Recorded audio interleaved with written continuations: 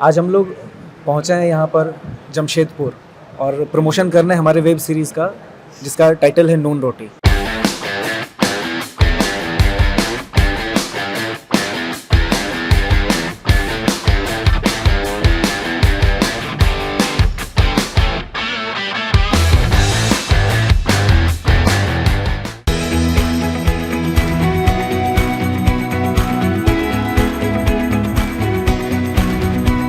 जैसे हमारे बिहार राज्य के या छोटे राज्यों के युवा माइग्रेट करते हैं, महानगरों में जॉब करते हैं, मल्टीनेशनल कंपनीज में जॉब करते हैं, लेकिन जॉब करने में वो वर्क सेटिस्फैक्शन उन्हें नहीं मिलता है या फिर अदर स्टेट के होने की वजह से कहीं ना कहीं इनडायरेक्टली ह्यूमिलेशन का सामना करना पड़ता है। तो इस केस में, इस परिस्थिति में युवा क्या करें, क्या समाधान हो सकता है? तो जिनके पास स्किल है वो बैठ के सिर्फ हाथ पर हाथ धरे नहीं बैठे रहेंगे, वो स्टार्टअप करने की योजना बनाएंगे और वो भी अपने गृह राज्य में, अपने होम टाउन में, अपनी भूमि पर में। तो हमारा यही संदेश है कि अगर ऐसी परिस्थिति होती है तो आप उठिए, आप खड़े होइए, आप सेल्फ स्टार्टअप स्टार्ट करिए, रिसोर्सेज जुटाइए, कैपिटलिस्ट को नेटवर्किंग करिए, उन्हें मैनिपुलेट करिए, मॉडिफाई करिए और कंप्लेंट्स नहीं, सोल्यूशन की तरफ स्टेप्स लीजिए।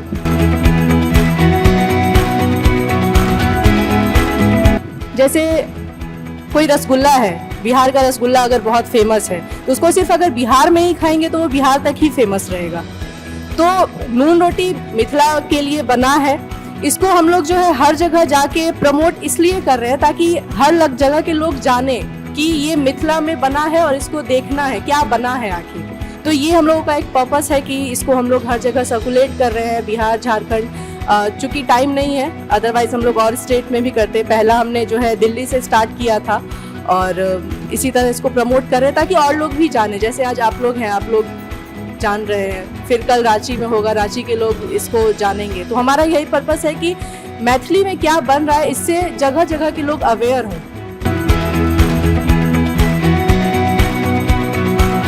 आज हम लोग पहुँचे हैं यहाँ पर जमशेदपुर और प्रमोशन करना है हमारे वेब सीरीज़ का, जिसका टाइटल है नून रोटी। तो ये बहुत ही मिस्ट्री है इसमें, नून रोटी नाम क्यों पड़ा। बेसिकली तो बहुत लोग समझते हैं कि ये खाने वाली नून रोटी है, तो कहीं ना कहीं उससे उसका संबंध ज़रूर है, लेकिन और टेक्निकली ये क्यों स्ट्रॉन्ग है वो उसके लिए आपको वेब सीरीज़ देखना होगा, जो 27 अक्टूबर को रिलीज़ हो रही है मधुर मैथिली के यूट्यूब चैनल पर।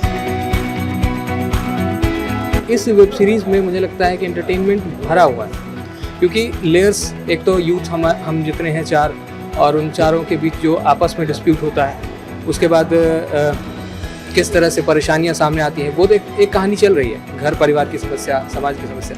साथ ही साथ एक स्टोरी ऐसी भी चल रही है जो कि टूरिज़्म को लेके बेसिकली उसको फोकस किया गया, लेकिन उसमें जो एंटरटेनमेंट मिलेगा, कॉमेडी पोर्शन जो वहाँ कुछ चीज़ें मिलेंगी, कुछ ऐसे एक्टर्स जो वर्सटाइल हैं और मेरे ख्याल से उनको मौका मिलना भी बहुत ज़रूरी था, जो बहुत समय के बाद मिला। थिएटर एक्टर्स खास करके जो हमारे उधर के बिहार के मिथिला क्षेत्र के हों या फिर वो पटना से भी, बहुत सारे लोग पटना से भी जुड़े थे इसमें, उन्होंने भी काम किया है। जहाँ जहाँ शूट हुआ है, जिस जगह पे इस वेब सीरीज़ को शूट किया गया, वहाँ के स्थानीय कलाकारों को मौका मिला है। और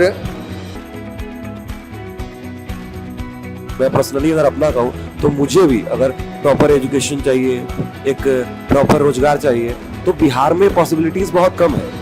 मुझे कहीं ना कहीं बाहर का रास्ता देखना पड़ता है, और वहाँ जाने के बाद भी अगर आप देखें तो ऐसी बात नहीं कि हम लोग बाहर जा रहे हैं तो एजुकेशन के लिए सही, तो वहाँ जो टीचर्स हैं वो कहीं बाहर के हैं। मोस्टली आप देखिएगा कोटा में चले जाइए तो मैं बिहार का हूँ, कोटा में जो टीचर हैं वो भी बिहार के, हम बिहार के, वो बिहार के, पर फायदा किसे हो रहा है? वहाँ के लोगों को।